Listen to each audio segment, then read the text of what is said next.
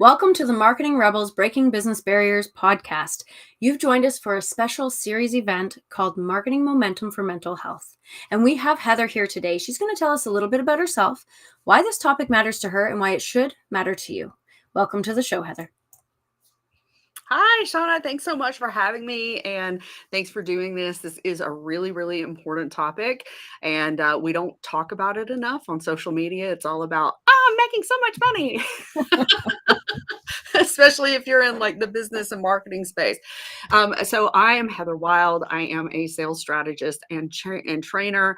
My specialty is helping really purpose driven coaches and healers and some service providers to create ways of selling that feel really good, really aligned, and are super, super effective for them. And this topic is important to me. I have struggled with my mental health my entire life. I was just realizing that I turned 48 in October. Next year will be 30 years. I have been in therapy, and I say that, but and I'm grateful for therapy. I say therapy kept me alive, but personal growth made my life worth living. And that's kind of something juicy. I think we can have a good discussion about that. So I won't go too terribly much into that. But I suffered from a lot of depression and anxiety. It went undiagnosed when I was younger. It wasn't until I was 19 and was in college that I first started going to a therapist and ultimately got on antidepressants because my depression became suicidal ideation. And, since then, like I've done 12 step, I've done, CBT therapy, I've done, oh gosh, EFT and all kinds of personal and spiritual growth. And everything that I've done has helped my mental health be a little bit better. And just in the last couple of years, I've started really understanding trauma and really understanding that I am a trauma survivor. Like I have a kind of a joking way of saying, of conveying how much trauma. I have a tragedy resume a mile long. And now that I understand why like surface level mindset stuff didn't work. That's something I think Shauna and I can have a really Right. juicy conversation about, as mindset is not always the answer. And yeah, so I don't know. Let's just dialogue because I think more better stuff will come up. Absolutely, absolutely. And for everybody listening, my style here is, hey, we launch in and we just chat. So yes, absolutely juicy. And you know what? That the concept of mindset, I think, is a really great starting point for people who are kind of entering in here, because that's almost like the entrepreneur's world version of like that quick fix. That's the cure-all. Oh, you just need to change your mindset and you'll have all the clients and you'll not be worried about how you're showing up, and don't worry about sleep. It's all mindset. And Ooh. it's so wrong. It's like so the hustle culture is particularly toxic. I know it exists, but I it's funny. Everybody kind of falls down particular rabbit holes when they get into the coaching world. And so I've talked to people that when I tell them about some of my really negative experiences with coaches who were mentally and emotionally abusive, which I know that's something that we want to talk about as well. And they're just looking at me and they're like, oh my God, like I haven't had any of that. Right. So Mm. it kind of depends like what your gateway into the world was. And if you fall down like the bro marketing hole, then you're going to hear a lot of and Yeah. let me because I lost a friend over this fall. When I say bro marketer, like there are women that do this. I'm not hating and bashing men. Like Yeah. it's aggressive style of sales and marketing that both men and women do. But in that culture, it's very, much that hustle and, team no sleep, like hashtag no Yeah. sleep. And I'm like, And no. it's funny because I've spoken, not necessarily in this series, but in other episodes of Marketing Rebels, where we talk about how in this space when we're going against the status quo, which really is that hustle culture, that bro marketing, very outdated, very much the old version of what marketing is, we move into more of a world of lifestyle entrepreneurship. This Right. idea where we're taking care of ourselves and living the life on our terms while simultaneously effectively marketing and selling our business in a way that feels good to us, but also feels good to the people who are investing in us and themselves, of course, because when you're investing, I think of myself, I've invested in so many really ridiculously large programs. I never think, oh, I'm investing in my mentor's yacht or whatever. I'm always like, I'm investing in myself. I'm investing in my own personal growth. Um, so yeah, I mean, when you shift from that bro marketing, beat your chest and make the sale to, oh, it's all right. It's all right. We're doing this to live our life the best way we can. Right.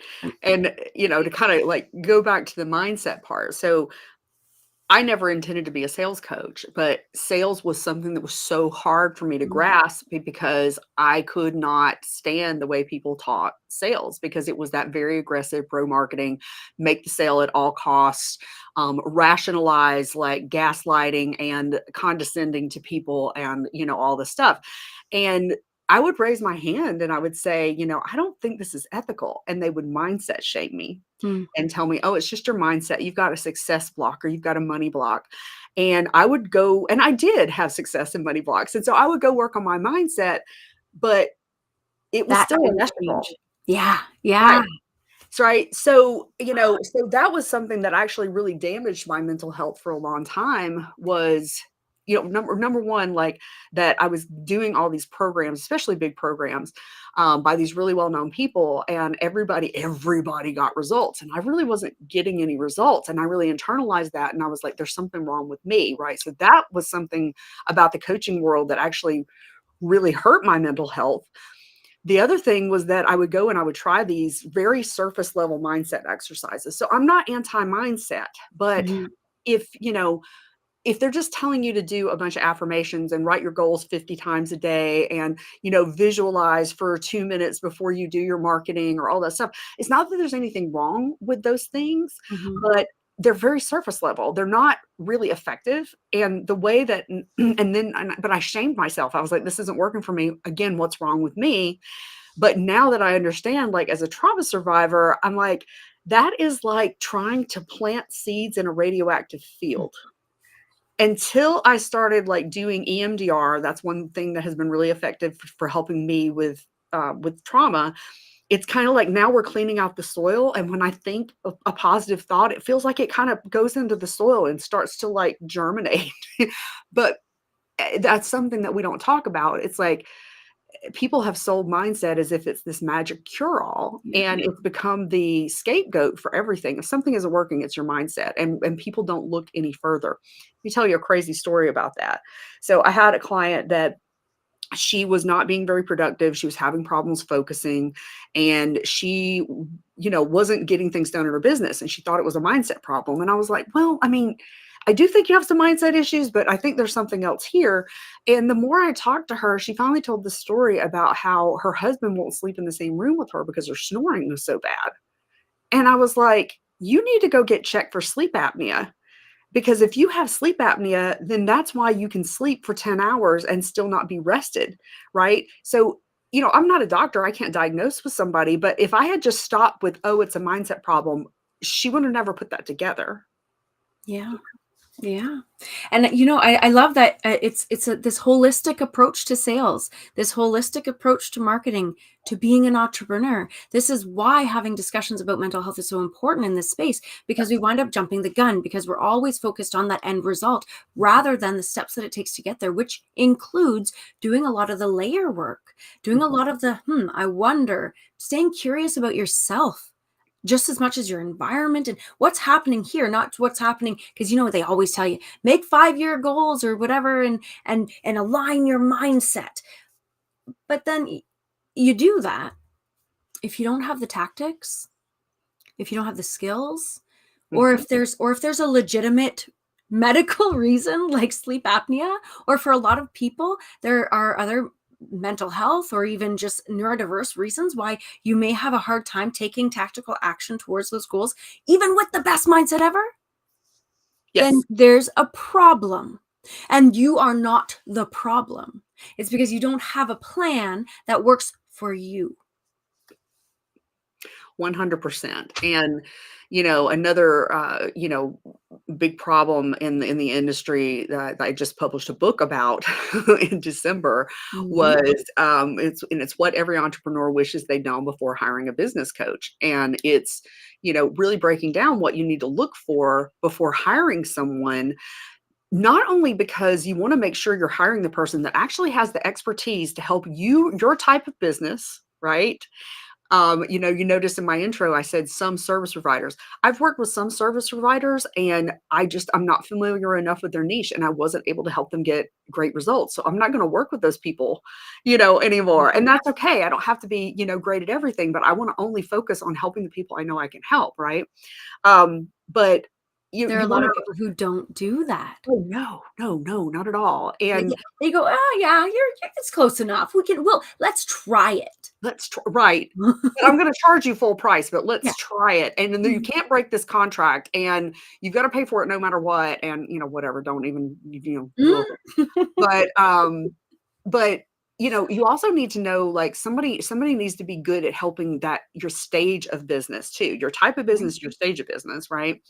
And there's so many people that make these pie in the sky claims and they talk about all these testimonials and all these case studies, and what they're not telling you is that like 90% of people working with them, and I am pulling that out of my ass. I don't have a hard statistic for that, but a Yeah. whole lot of people working with them aren't really making much progress, but they will focus on that 5 to 10%, that very small percentage of people who are getting great results, and they'll use that to market, and then you feel shamed. You feel like there's something wrong with you. And then they're psychopaths and they just blame your mindset, and the truth is that they weren't the right person to help you and the program wasn't set up in a way to give you enough support.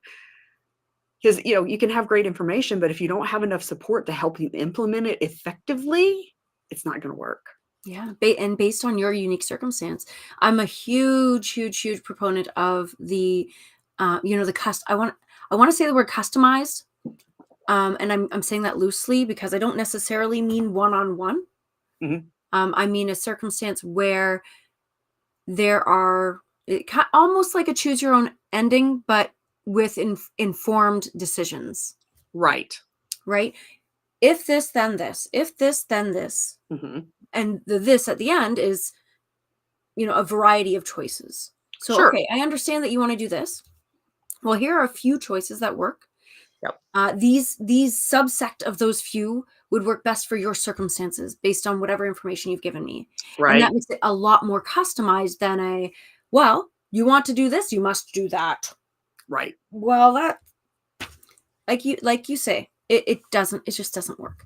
I've been in the same boat where I wanted to get I saw everybody around me in this big program. They're all getting results, so they say. Now again, so they say. Mhm. I'm sitting there going, "Hi guys, I'm doing the do. I'm doing the do." And it's killing me because it's hustle, because Right. it's you must do it this way and this is the way that works, so you've got to do it. I wasn't seeing it. And I felt like obviously I'm doing it wrong. Now this was at least 5 years ago now. Mhm. Um and I've gone way beyond there. But I asked, I said, "Okay, why is this not working for me?"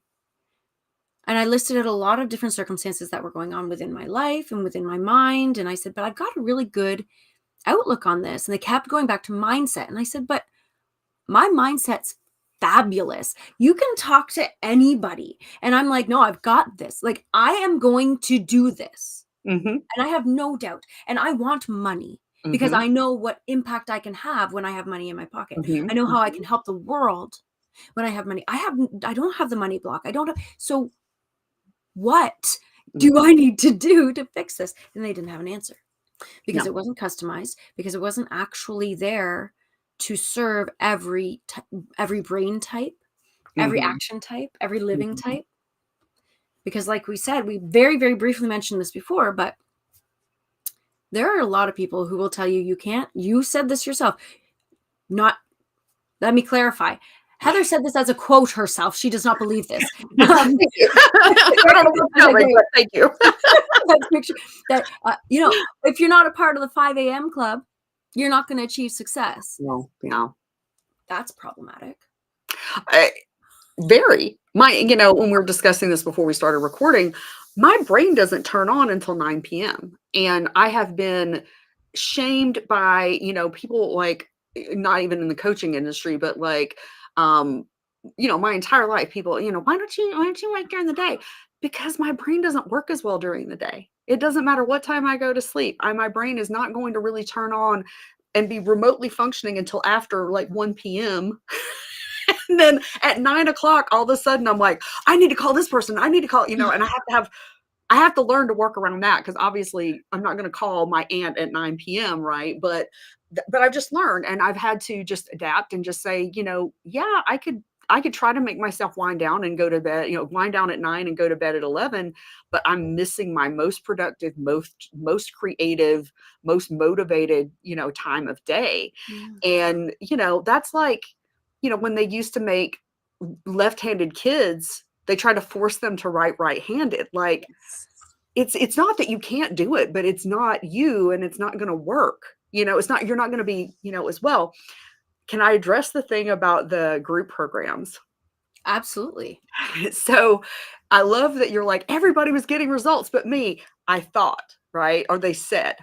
Right. And it's one of my biggest problems with the group dynamic. I don't think group is a bad thing, like, per se, but it's very easy to be in those groups, and no one wants to be the person who's not getting results. Yeah. No one wants to be, for number one, because they've gaslit everyone, and they're saying, like, we're fabulous and this is fabulous and everybody gets great results, so if you don't get great results, there's something wrong with you, right? So nobody wants to be like, I'm not getting, for one thing. For another thing, nobody wants to admit that they were bamboozled, and especially with, like, this is one of the things, like, I don't know if you've ever heard the psychology, but one of the reasons why they tell us to sell high ticket is because people who pay high ticket are less likely to bitch. People that pay lower ticket are more likely to complain about things.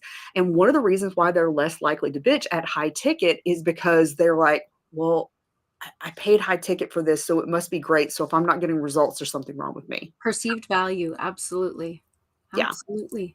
And, people get into this people pleasing thing. They want they want everybody else to think they're great. And this is, one of the problems with online world in general.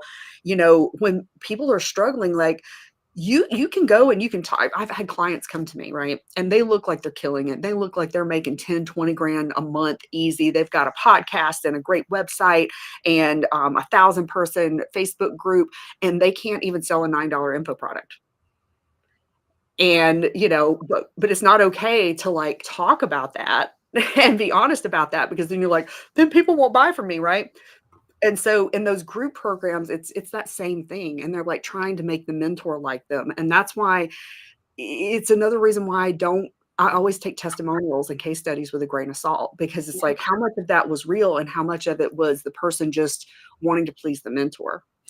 That's true. And you know what? Something that brings up something in my mind, that is why it's so important that we have these conversations. Because if you know a person for who they are, if they've actually brought forth their authenticity in all that they're doing in their personal and professional brand, and in how they execute their sales and their program providing services, all that jazz, and you know them to be, a stand-up person, right? Typically, that person has created a space of safety, a space where their clients can, in fact, say, "Hey, this isn't working. Right. I need a new angle." Right. And it's in this type of conversation where we are able to open up that safety space, Mm-hmm. and where we're able to actually broach those conversations and say, "Hey, if you're not feeling safe, if you're feeling run down, if you feel like Bilbo Baggins, where you're spread like butter on too many pieces of toast, you should be able to say that. And if you can't, you might be in a bad space, not at your own fault." No. Maybe it is. Hey, listen, maybe it is your own fault. I'm not going to say it's, maybe you reflect and you're like, "Oh, damn, that was me." That's okay too. You're allowed to say, "I goofed. Sorry, please help." Yeah. And you're allowed to say, "Hey, I'm doing my damnedest and this isn't working." Yes, Both are okay. absolutely. And so, yeah, just phenomenal points. So in the book, I talk about like if you can follow all the steps in my book. Like I know this stuff. I wrote the book, but I've still picked bad Literally. mentors, right? Yeah, I mean, I wrote the book literally, and I still like I got burned so bad over the summer. Mm. But I was uncovering like buried trauma that I've always suspected was there, and it finally came up this summer, and it kicked my ass. Like I was all I could do was sit on the couch, watch TV, and go to my personal training appointments. That's all I could do. Like I was just Kudos for going to your personal training appointments, okay? That's killer. well, and thank you. And the only reason I had a trainer at that point, it wasn't even like trying to be in shape. I just needed to get the fuck out of the house. Yeah. I needed to be accountable for leaving the house, and it forced me like I'm real funny like I'm a very friendly person, but if I don't have a quote unquote real reason to talk to somebody, I won't talk to them. So Mhm. I can't just go, especially if I'm not feeling well and just start a conversation with somebody. But if I'm working or if I'm paying them, I can talk all day long. So it really was like a calculated thing of like I need companionship. I need to get out of the house, blah blah blah. So but those 3 weeks like were just awful, and like the next few weren't great, but those 3 weeks I really was just like, oh my God. It's like one of those things where I was relieved because I was like, okay, I finally know. But at the same time, I was like, fuck, I wish I didn't know this, like, oh my God, it sucked. So, and I made a purchase during that time. So, like you're saying, like, I do have to take accountability for making that decision and lesson learned. I don't need to have access to my credit card for big purchases and choosing mentors when I'm severely depressed. Like Mhm. it's not a Mhm. good combination. Um, but in the book I talk about you can follow all the steps, and sometimes you just don't know until you get into a coaching relationship whether it's the right fit or not. And you can be very careful, and I think we should be very careful. All this hype about, oh, if you don't jump in right now, you don't believe in yourself. Mm. If you're waiting, it's because you don't believe in yourself. Fear Like tactics. No thanks. fear tactics, and it's very mentally and emotionally abusive, and the people that are comfortable using those tactics are going to be the ones that are going to be mentally and emotionally abusive in the coaching relationship. That's another reason why it's very important to educate yourself and be aware of what these mentally and emotionally abusive sales and marketing tactics look like Mhm. so that you can avoid that, right? But one of the things I talk about is that if you end up in a situation and you're not making progress and it doesn't feel like it's the right fit, first things first, you need to speak up about it, and depending on how the person responds, like if they try to tell you it's all in your mind or whatever, then screw them, like go get another coach. Yeah. But give people the chance, because sometimes they don't know, right? We don't It's important for us to communicate and just be like, yeah, I know I said I wanted to go in this direction, or I said I thought that strategy was going to be good, but it's just not working. And it may be that something just needs to be tweaked, or it may be that you need to go to a different strategy, but you won't know until you speak up. Yeah. Um, yeah. And even saying things and speaking up about your strategies, absolutely. But also just being able to say, hey, you know what? Um, I notice that every time we reach the winter months when it's darker, Mhm. longer, when our bodies just naturally want to sleep more. Mhm. And then you throw in, I already have a pre-existing mental health condition. Understanding and giving grace to yourself when you may not be as quick-witted. Right. Right? You may not be as ready to make those choices or dive in. Everybody starts preaching about new year, new me, dive into this program. And it's like, well, maybe let's reflect on that, look at our history, Mhm. and allow ourselves to say, you know what, this is not the time for me because I know myself. Right. And anybody who tries to say, you don't trust yourself, you don't really believe in your dream. Oh, I guess you're somebody. One of my friends called me one day hot. I mean, just mad as hell because she had been on I think just a coffee chat, and somebody pitched to her, and which first off, like that's if somebody pitches to you on a connection call, it's supposed to be just a connection call, and they try to turn it into a sales call. Don't work with that person. That Just is sleazy. the audacity. I just feel Oh, like the queen at this point. Like, excuse your face. oh, no, right, but it gets worse. So the woman, she went into kind of, and I wanna bring up something in a second. Mm. Uh, she went into kind of people pleasing and let this woman kinda, like, run at her with this sales proposition, and when she said, you know, "Well, I don't know that I need this," the woman was like, "Oh, I see, your business is just a hobby." And it was a total, like, shaming, goading, try to get you to prove yourself by laying out I don't know. But the thing is, like, my friend literally had made $20,000 in sales that month. So, clearly not a hobby. Clearly I have way more than a hobby. oh, I have so many. I I'm that person who like I sometimes wish people could see on me like what I feel.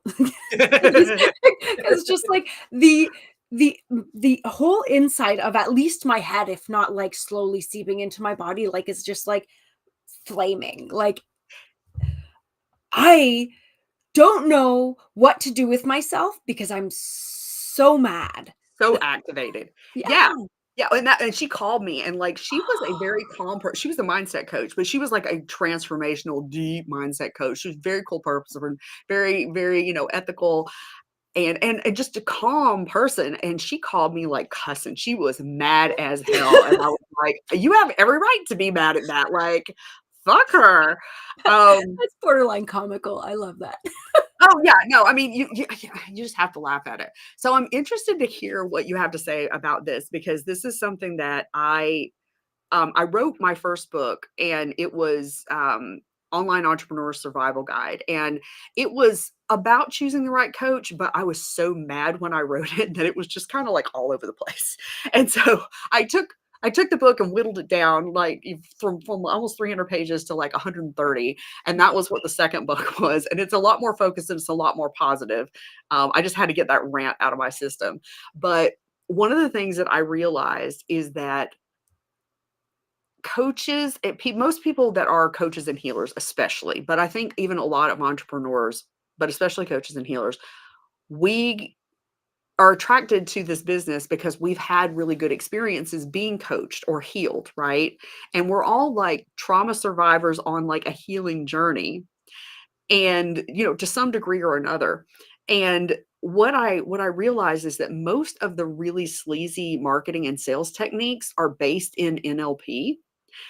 And Mm, NLP is not a bad thing. NLP yeah. is an amazing transformational tool when it's used for good and when it's used consensually. Mhm. But when it's used in marketing and sales to evoke a bunch of really strong emotions to try to force you to buy, and really strong negative emotions like shame and fear and scarcity and, not good enough and all these things. And I was speaking with someone who was I think they were an NLP expert. They were like a nervous system regulation. And it just occurred to me, and I said, "Do you feel like this stuff works especially well on trauma survivors, people who are already dysregulated?" And she said, "Absolutely." Mm. Hmm. See, I don't have enough information. I'm actually, we're going to have a few people on the Marketing Momentum for Mental Health series who are experts in NLP. And I'd be interested to dive Please. into that a little bit more deeply and then further that conversation later because I don't have the depth of knowledge to be able to do any more than speculate. Sure, sure, sure. But And I'm that's not an an expert. interesting notion because I absolutely and I think that if somebody is highly intuitive, and especially if someone like me who has a good understanding of neuroscience and the human condition and how psychology works within our world, I use NLP without even thinking about it. I've Sure. done it and then had practitioners say, that's an NLP, right? And I'm like, no, I had no idea. But just like every tool, The person who uses it and their intention behind it makes a huge difference. Sure. And So anything to that's agree that's with. what I can bring into the conversation, is that idea that just like money, just like AI, and just like NLP, it can Mhm. be used for good or bad depending on your moral and ethical choices. And that perception of whether it's good or bad depends on the perceiver's Sure. moral and ethical beliefs, right? So it's a challenging topic, definitely. And I like it though. I like it though. It's I interesting. I'm very I'll look out and see, because I've talked to other people that were in like NLP spaces and stuff, and they're like, yeah, I think that that's absolutely true. And so if you this kind of explains like um I think this is a very important topic to talk about, like accountability versus holding ourselves accountable, but also not beating ourselves up and blaming ourselves. Right. So my understanding is that, and I've noticed this in my own reactions, that when you're a trauma survivor and something triggers you, you don't always know that you've been triggered, but it's very easy to go into a freeze, fawn, fight, or flight response, right? And so there was times that I was on the phone with very predatory sellers that wouldn't let me off the phone. Now, I'm a grown adult. I know that all I have to do is hang up that phone. But when I would go into that trauma response, I would freeze and then I would fawn, which would Mm-hmm. mean like trying to make them like me. So, and then I ended up getting sold to like that a few times. Now, I do have to hold myself accountable, right? And be like, okay, that now I recognize that behavior. I'm not going to do that anymore, right? But blaming myself for like, God, that was stupid. I should have just hung up on them. Like, excuse me, if you're having those reactions, then if you're not already aware, you might have some deep trauma that needs to be looked at. And I think it's very important to, understand that when people are doing that kind of stuff, like it is not okay. It is not okay. It's not acceptable.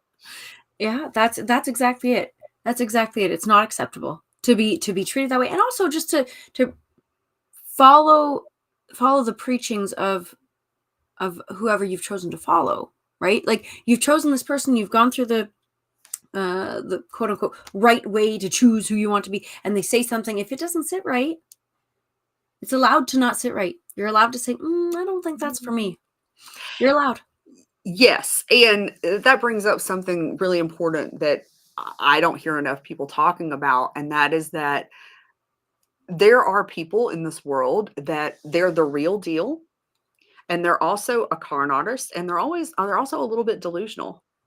And so I've had several mentors that I'm happy I worked with them because they were the real deal in a lot of ways, and I learned a lot. But what I've had to learn is that like how much of the Kool-Aid to drink. Ha. Yeah, okay. I'm hearing you.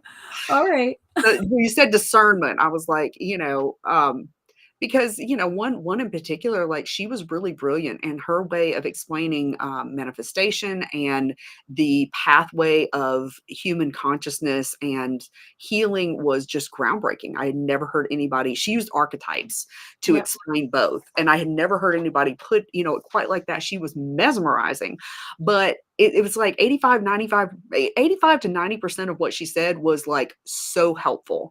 But then the rest was part like grandiose delusion. Like she was powerful and she was amazing, but she wasn't as powerful as she thought she was.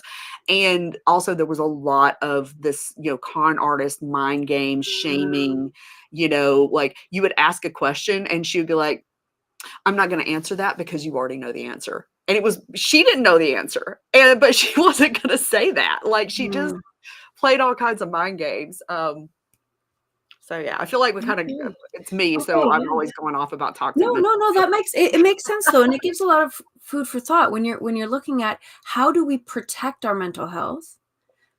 How do we make sure that we're honoring ourselves, Hmm. that we're not being sucked into hustle culture, Hmm. um, bro marketing, being conned, being it's there's so much involved in that. And I think it's a real like all very valid and important conversations that need to be expanded upon, that I'm hoping that this conversation will spark innumerable to come, because it needs to happen. We need to be open and honest about that. Now that said, I'm wondering if there was something that you could bestow, we're going to go grandiose because you started talking about that. What if there was something you could bestow upon our listeners with regards to the wide variety of topics that we broached today? What would it be? Prioritize your mental health. Prioritize learning, or relearning, or just at all, like whatever. Trusting myself, like that has been a huge thing. I had a lot of, both my parents were narcissistic. And so it set me up to be attracted to narcissists. It set me up to accept a lot of abuse and not recognize abuse, and to not trust myself. And so a big, big, big, big part of my journey, especially in the last couple of years, is learning to trust myself and having that discernment. And as soon as I get that little, even just little thing of like, oh, wait, I don't know if that's right, stopping and not going into, oh, well, I must be being too sensitive. I'm being silly. Look, all these other people are doing it, all the like stuff we'll do to ourselves. Really do everything you can to, if you recognize those patterns, if you recognize that kind of that resonates, do everything you can to like heal and to learn to trust yourself, because that's what will keep us out of the frying pan, is, trusting those intuitive nudges that like, no, this is not the right situation for me. This is not the right person, the right mentor, right job, right client, anything. So that's my biggest thing. That's amazing. And when you're not sure, when you're like, I am in this business, I have been hustled, I have been hustling, I have been through the ringer in so many different ways. But I still need to make money in business. And I do not want to be that person who's burnt out and a shriveled piece of what I used to be when I finally make it, so to Mhm. speak. What are you telling to those people? Where are you directing them? So, well, I mean, first off, it's super common. I definitely had that. Like, I had like the most successful point in my career, and I crashed and burned afterwards. So that is, it's pace yourself. This is a marathon, not a sprint. But you need mentors that are going to empower you and really support you in creating your business your way, finding the ways of marketing and selling that are going to work for you and your business. I have a really amazing sales quiz, that it will it will point out more to you about where you're losing sales than your last two business coaches. Just this quiz and just getting the results, and it will show you like, my thing with sales is that, you don't need 1,000 leads a month. You don't even need Mm. 100 leads per month. You need to know how to really recognize the right leads as quickly as possible and not waste time nurturing people that aren't going to go anywhere. That's how you make more sales without all the hustle. But yeah, get in my world. If you're ready for sales, if you're ready for marketing, go talk to Shauna. I'm not a marketing person, but if your marketing is bringing you like good leads already, then but you need to convert more of them, then come talk to me, and I can tell you if I'm the right person to help you, or if I need to refer you to somebody else. Yeah, and that's the perfect way to do it. Just as like a disclaimer to all of the people who are watching here, that is the way to do it. Figure out if you can actually help them, Mhm. and if you can't, do so. If you can't, send them to someone who can. Yes. And if you want to find out more about your sales and whether or not you have gaps in it, which you probably do, doesn't matter how amazing you are at sales, you probably have gaps, and you might as well fill them so that you can achieve more success with less effort, with less grind. It makes more sense. You can find that link in the show notes. I'm really excited for you to dive into Heather's world because it's amazing. And don't forget that these conversations are just the start. There are more to come, not only just within the house of Marketing Momentum for Mental Health, but also across the board. Mhm. It doesn't stop with us, guys. It doesn't stop. We are a community. We are here to help. We are here to support. If you have questions, please reach out. And don't forget to like, follow, save, subscribe so that you can catch the next episodes of Marketing Momentum for Mental Health series, as well as, of course, Marketing Rebels, because who doesn't want to shake up marketing and knock it on its ass? With that, we will chat with you soon.